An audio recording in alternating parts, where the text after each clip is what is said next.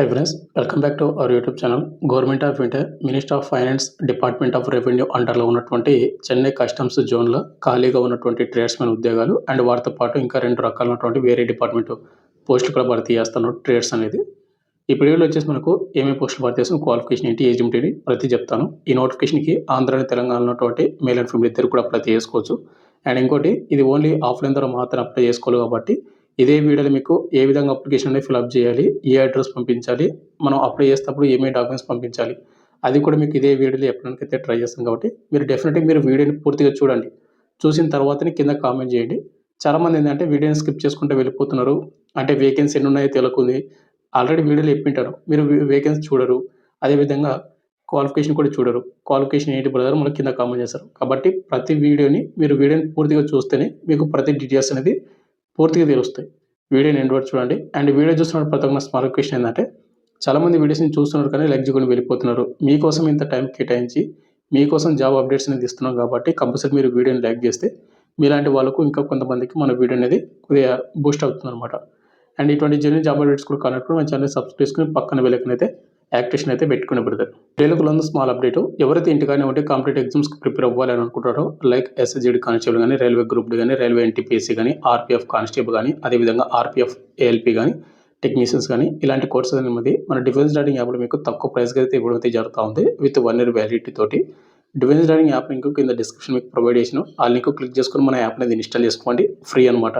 And అక్కడ మీకు free demo videos కూడా ఉంటాయి. అంటే మీరు ఫ్రీ డెమో వీడియో చూసి మీకు కంటెంట్ అండ్ సబ్జెక్ట్ నచ్చితే కోర్స్ అయితే తీసుకోండి. లింక్ డిస్క్రిప్షన్ మీకు ప్రొవైడ్ చేయడం అయితే జరిగింది.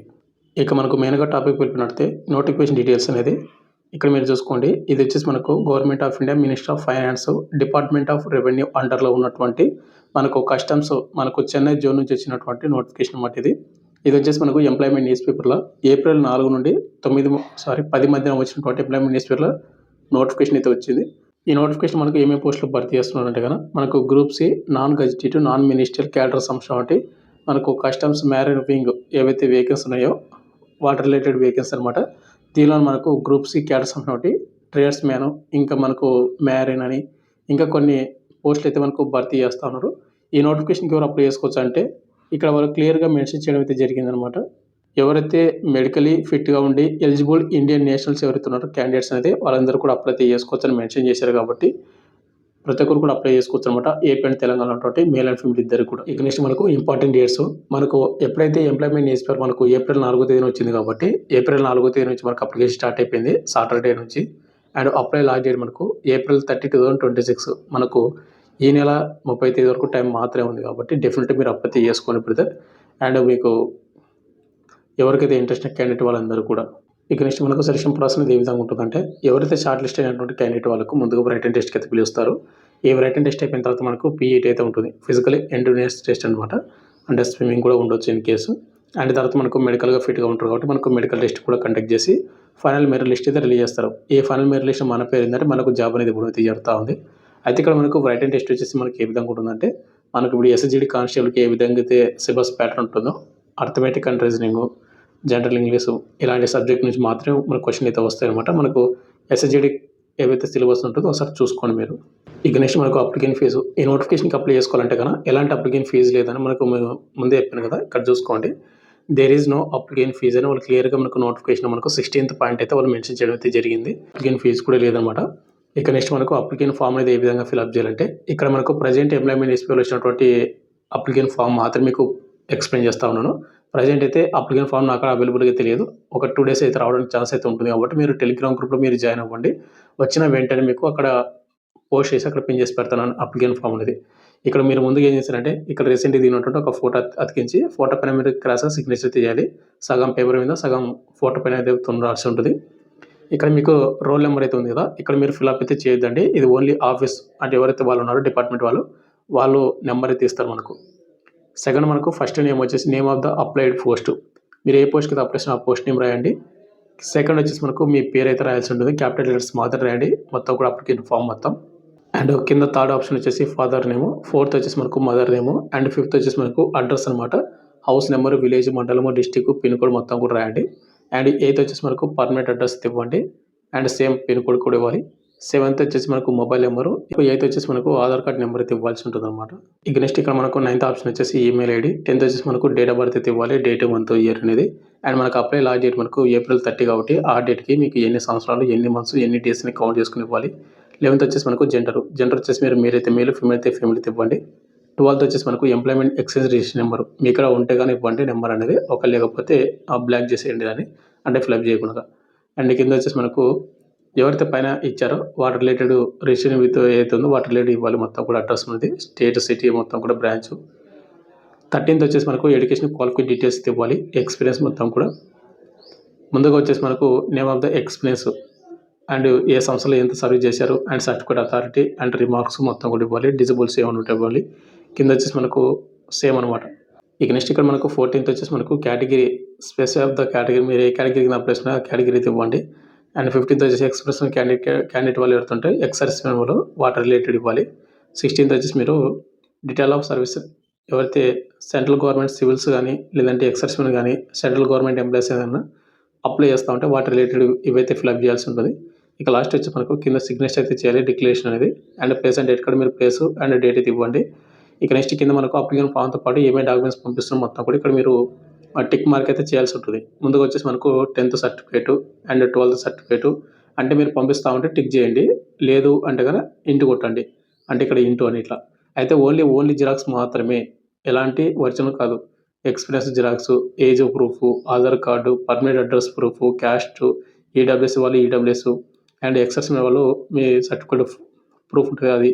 అండ్ ఇంకా మనకు ఎనీ అదర్ డాక్యుమెంట్స్ ఉంటే అన్నీ కూడా మనం ఇక్కడ టిక్ అయితే చేయాల్సి ఉంటుంది. ప్రతి జిరాక్స్ కింద మీరు సెల్ఫ్ అటెస్టెడ్ అయితే చేయాల్సి ఉంటుంది. సెల్ఫ్ అటెస్టెడ్ ఏం లేదు, సిగ్నేచర్ చేసి సిగ్నేచర్ కింద డేట్ వేయడం అంతే. ఇది వెరీ ఇంపార్టెంట్ అనమాట. ఇవన్నీ కూడా మీరు ఫిలప్ చేశారు కదా, ఈ ఫిలప్ చేసిన తర్వాత మీరు ఏం చేస్తారంటే నెక్స్ట్ అనేది ఒక మెయిన్ ఎన్వలప్ అయితే తీసుకోండి. ఈ మెయిన్ ఎన్వలప్ మీద మీరు పైన హెడ్డింగ్ ఏమంటారు రాస్తారంటే ఇక్కడ కనిపిస్తుంది చూడండి, applicant for marine wing post customs ఏవైతే ప్రివెంటివ్ కమిషనరేట్ చెన్నై ఉంది కదా, ఏదైతే రాయాల్సి ఉంటుంది అనమాట. అంటే పోస్ట్ అప్లైడ్ అంటే మీరు ఏ పోస్ట్కి అప్లై చేసినా ఆ పోస్ట్ అయితే రాయాలి. అండ్ పక్కనే కేటగిరీ వచ్చేసి మీరు అండ్ కేటగిరీ అని పెట్టి ఏ కేటగిరీకి అప్లై చేసిన ఆ పోస్ట్ అనమాట. ఇక నెక్స్ట్ మనకు మెయిన్ ఎన్వలప్ మీద మీరు లెఫ్ట్ సైడ్ ఏం చేస్తారంటే ఫ్రమ్ అని పెట్టి మీ అడ్రస్ రాసేసేయండి. మీ హౌస్ నెంబర్, విలేజ్, మీ మండలము, ఫస్ట్ ఆఫ్ ఆల్ మీ పేరు, ఫాదర్ నేమ్, మీ హౌస్ నెంబరు, మండలము, విలేజ్, మండలం, డిస్ట్రిక్ట్ మొత్తం రాయండి విత్ మొబైల్ నెంబర్ కూడా. ఇక నెక్స్ట్ మనకు రైట్ సైడ్ 2 అని పెట్టి ఇక్కడ ఏదైతే కనిపిస్తుందో the additional commissioner of customs establishment office of the commissioner of customs general, 2nd floor, Krishna block, మనకు రాజాసాయి, చెన్నై 800001 అడ్రస్ ఉందో ఈ అడ్రస్ మీరు 2 అని పెట్టి రాయాలి.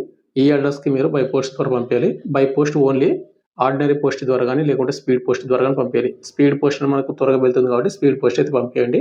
అండ్ ఇంకోటి బ్రదర్, దీనికి అప్లై లాస్ట్ డేట్ మనకు April 30 కాబట్టి ఆ డేట్ కల్లా మీకు అక్కడ రీచ్ అయితే అవ్వాల్సి ఉంటుంది. ఇక నెక్స్ట్ మనకు vacancy details, age limit, qualification, ఏమేమి పోస్టులు భర్తీ చేస్తున్నట్టుగా ఈ నోటిఫికేషన్ మనకు గ్రూప్ సి క్యాటర్స్ పోస్టులు అని చెప్పాను కదా. ముందుగా మనకు ట్రేడ్స్మెన్ అనమాట. ట్రేడ్స్మెన్ గ్రూప్ సి లెవెల్ 2 కింద మనకు సాలరీ అయితే వస్తుంది. ఇక్కడ మనకు లెవెల్ 2 కింద అన్ని కూడా పోస్టులు కాబట్టి మనకు ట్రేడ్స్మెన్కి వచ్చేసి 18,600 అయితే ఉందన్నమాట బేసిక్ పే. బట్ మనకు అన్ని అలవెన్స్ కలుపుకుంటే కనుక 35,000 అబవ్ వస్తుంది అనమాట. దాదాపు మనకు 40,000 దగ్గర వస్తుంది. ఓవరాల్గా 2 పోస్టులు మాత్రమే ఉంది. ఒకటి యువర్ వాళ్ళకు, ఒకటి ఓబీసీ వాళ్ళకు. యువర్ క్యాండిడేట్లో ఉన్నటువంటి వేకెన్సీస్కి ప్రతి క్యాస్ట్ వాళ్ళు కూడా అప్లై చేసుకోవచ్చు. ఇక నెక్స్ట్ ఇక్కడ మనకు ఏజ్ లిమిట్ విషయానికి వస్తే కనుక 18 నుండి 25 ఇయర్స్ ఉన్నటువంటి యువర్ ఈడబ్ల్యూఎస్ అప్లై చేసుకోవచ్చు. ఇక ఓబీసీ వాళ్ళు కూడా ఒక వేకెన్సీ ఉంది కాబట్టి 8 into 28 వరకు అప్లై చేసుకోవచ్చు అనమాట. నెక్స్ట్ మనకు క్వాలిఫికేషన్ చూసుకుంటే 10th క్లాస్ పాస్ అయి ఉండాలి. అదేవిధంగా మీకు ఐటీ సర్టిఫికేట్ అయితే ఉండాలన్నమాట.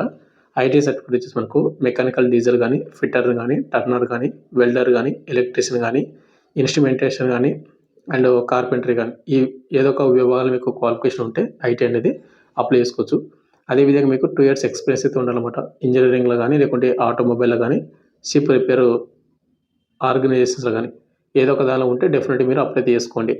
సెకండ్ వచ్చేసి మనకు సీమ్యాన్లో వచ్చేసి మనకు ఓవరాల్గా 6 వేకెన్సీ అయితే ఉన్నాయి. యువర్ వాళ్ళకు 4, ఓబీసీలకు 1, ఈడబ్ల్యూఎస్లకు 1. ఇక్కడ 18 నుండి 25 సంవత్సరం ఉన్నటువంటి యువర్ ఈడబ్ల్యూఎస్ అప్లై చేసుకోవచ్చు. ఓబీసీ వాళ్ళకు కూడా వేకెన్సీ ఉంది కాబట్టి 28 వరకు అప్లై చేసుకోవచ్చు. ఒకవేళ ఎస్సీ ఎస్టీ వాళ్ళు అప్లై చేసుకోవాలంటే బిలో 25 ఉంటే కనుక యువర్ క్యాండిడేట్ అప్లై చేసుకోండి. ఇక క్వాలిఫికేషన్ చూసుకుంటే ఇక్కడ మీకు తమిళలో చెప్పాను కదా, కేవలం 10th క్లాస్ పాస్ అని. ఇది 10th క్లాస్ పాస్ అని ఉండాలి లేదా అవర్ ఈక్వలెంట్ అనమాట. ఇక మీకు 3 years ఎక్స్పీరియన్స్ అయితే వాళ్ళు అడగడం అయితే జరిగింది. Seeing going mechanised vessel with 2 years అనమాట. సీమెన్‌గా సంబంధించినటువంటి వర్క్ ఏదైతే ఉంటుందో ఆ రిలేటెడ్‌లో మీకు 3 ఇయర్స్ ఎక్స్‌పీరియన్స్ ఉంటే గనక మీరు డెఫినిట్‌గా మీరు అప్లై చేసుకోండి. నెక్స్ట్ థర్డ్ వచ్చేసి మనకు గ్రీజరు. 2 వేకెన్సీ ఉన్నాయన్నమాట. యువర్ వాళ్ళకొకటి, ఈడబ్ల్యూఎస్‌లోకొకటి. 18-25 ఇయర్స్ ఉన్నటువంటి ప్రతి క్యాస్ట్ వాళ్ళు కూడా అప్లై చేసుకోండి. అండ్ దీనికి కూడా మనకు 10థ్ క్లాస్ అయితే పాస్ అయి ఉండాలి. అండ్ అదేవిధంగా మీకు సంబంధిత విభాగాలు మీకు 3 ఇయర్స్ ఎక్స్‌పీరియన్స్ అయితే ఉండాల్సి ఉంటుంది. అంటే మీకు సర్టిఫికేట్ అయితే అవసరం అయితే లేదు. బట్ మీకు ఎక్స్‌పీరియన్స్ అయితే ఉంటే బెటర్ అని వాళ్ళు మెన్షన్ చేయడం అయితే జరిగింది. కింద మనకు డిజైరబుల్ క్వాలిఫికేషన్ కూడా. ఇక నెక్స్ట్ మనకు సాలరీ చూసుకుంటే మనకు 18,000 నుండి మనకు 69,000 వరకు మనకు బేసిక్ పే ఉంది అనమాట.